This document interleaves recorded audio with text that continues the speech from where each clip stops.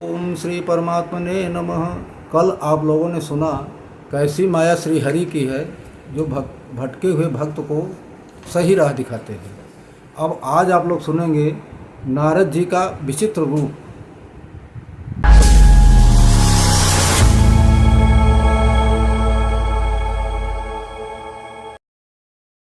ओम श्री परमात्मने नमः।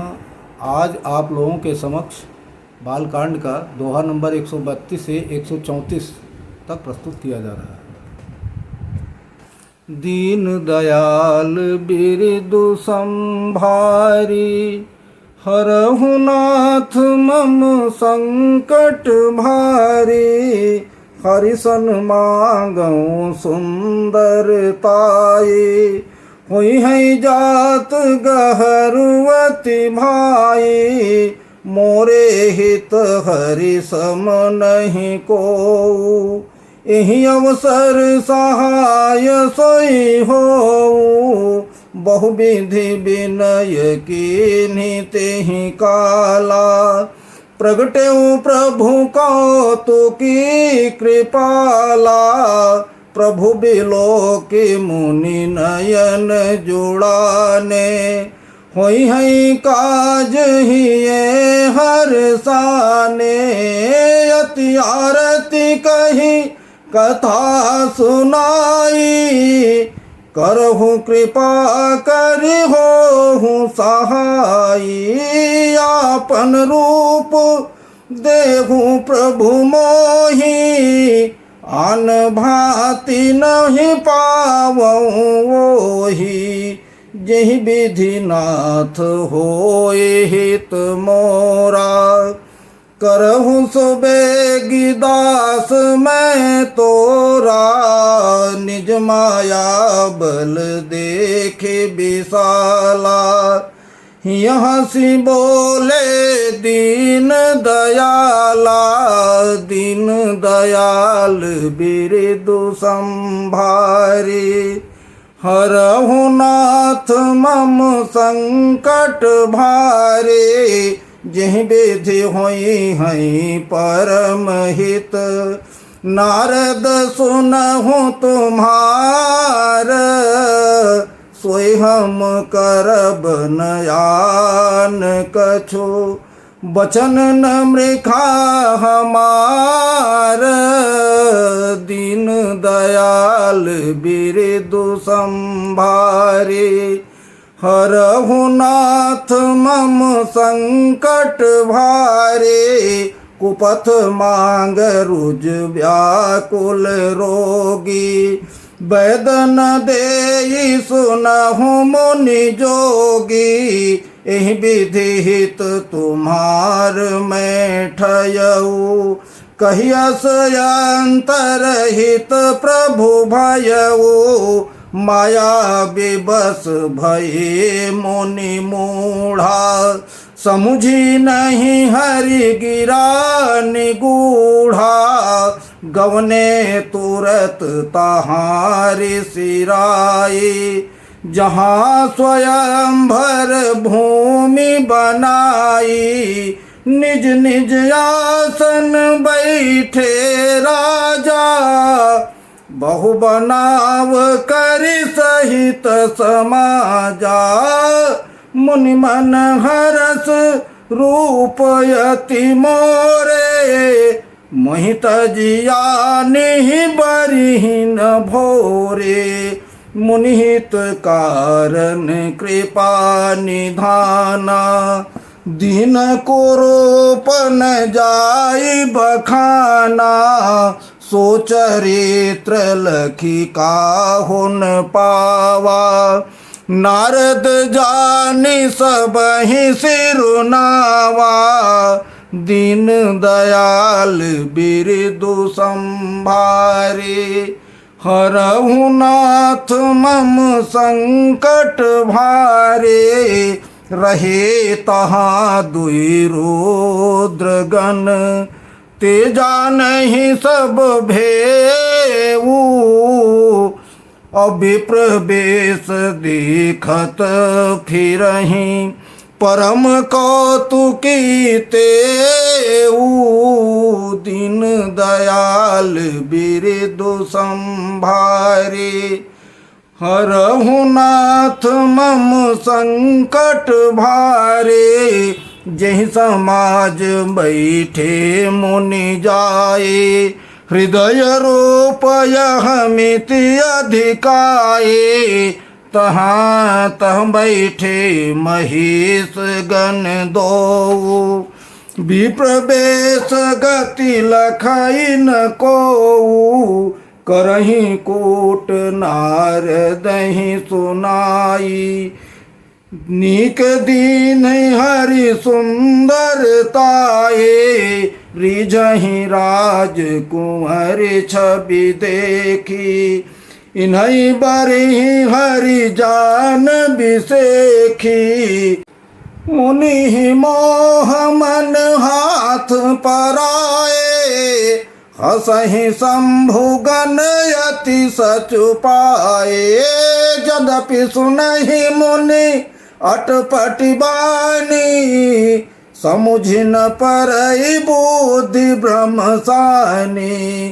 काहू न लखा सो चरित विशेखा। सो सरोप निप कन्या देखा। मरकट बदन भयंकर देहि। देखत हृदय क्रोध बातेहि। दीन दयाल बिरदु संभारे। हरहु नाथ मम संकट भारे। सखे संग लय कुंवरी तब। चलिदनु राज मराल। देखत फिरई महीप सब। कर सरोज जयमाल। दीन दयाल बिरदु संभारे। हरहु नाथ मम संकट भारे। बोलिए सियावर रामचंद्र की जय। आज हम आप लोगों को बालकांड का दोहा नंबर 132 से 134 तक का अर्थ बताऊंगा। अर्थ ऐसे है, गोस्वामी तुलसीदास जी द्वारा रचित इन चौपाइयों का अर्थ इस प्रकार है कि नारद जी ने सोचा कि यह रूप मैं कहाँ से लाऊंगा। यह रूप मेरे प्रभु दीनदयाल कृपालु विष्णु भगवान दे सकते हैं। तो उन्होंने सोचा कि उनके पास जाऊं। फिर सोचने लगे कि अगर उनके पास जाऊंगा तो बड़ा देर हो जाएगा, और देर हो जाएगी तो हम ठीक नहीं है। तो जहाँ थे वहीं से प्रभु की प्रार्थना करने लगे, विनती करने लगे, और थोड़ी देर में ही प्रभु प्रकट हुए। प्रकट हो गए तो नारद जी जब देखे तो बड़े आर्त भाव से उनसे विनती की, प्रार्थना किए, और ये सोचने लगे कि अब तो हमारा काम बन जाएगा। तो उन्होंने कहा, प्रभु से सारी बात बताई, सारी कथा सुना दिया, और कहा कि प्रभु अब मेरी सहायता कीजिए, आप मेरे सहायक बनिए।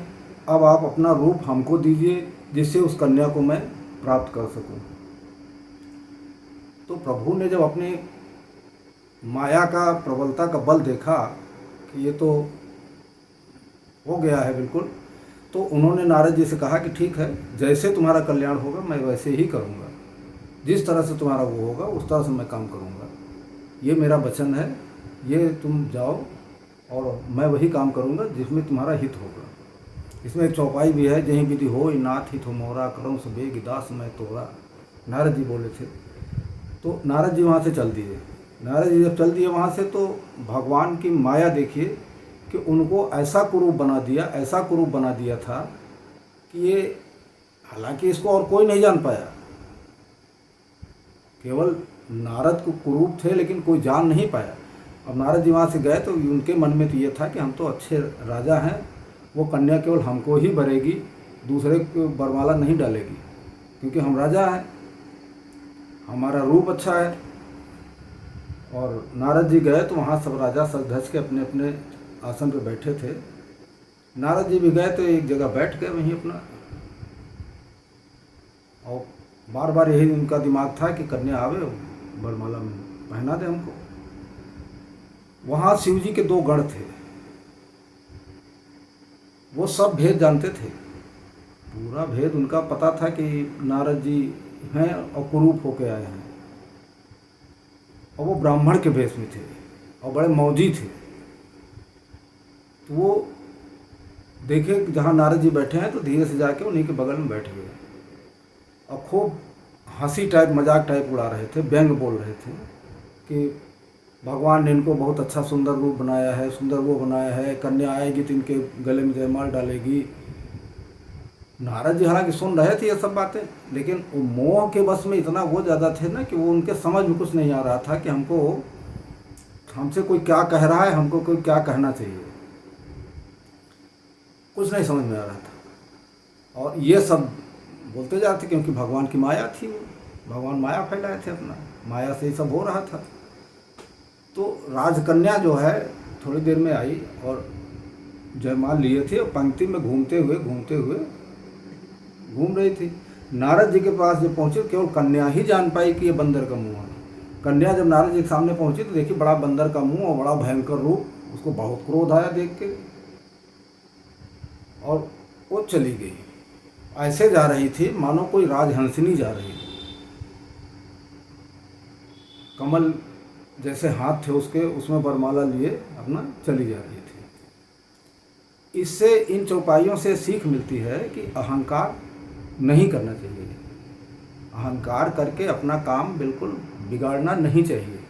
अहंकार से ही सारे काम बिगड़ते हैं, तो अहंकार नहीं करना चाहिए। और एक विनती आप लोगों से और है, अगर ये आप लोगों को थोड़ा सा अच्छा लग रहा हो, थोड़ा सा भी अच्छा लग रहा हो, तो चैनल को सब्सक्राइब कर दीजिए, लाइक कर दीजिए और कमेंट बॉक्स में जय श्री राम जरूर लिखिए। इन चौपाइयों का अर्थ जो है यहीं तक होता है, इसके आगे के भाग में मैं आपको फिर सुनाऊंगा। तब तक के लिए जय श्री राम, राधे राधे। बोलिए सियावर रामचंद्र की जय, पवन सुत हनुमान की जय।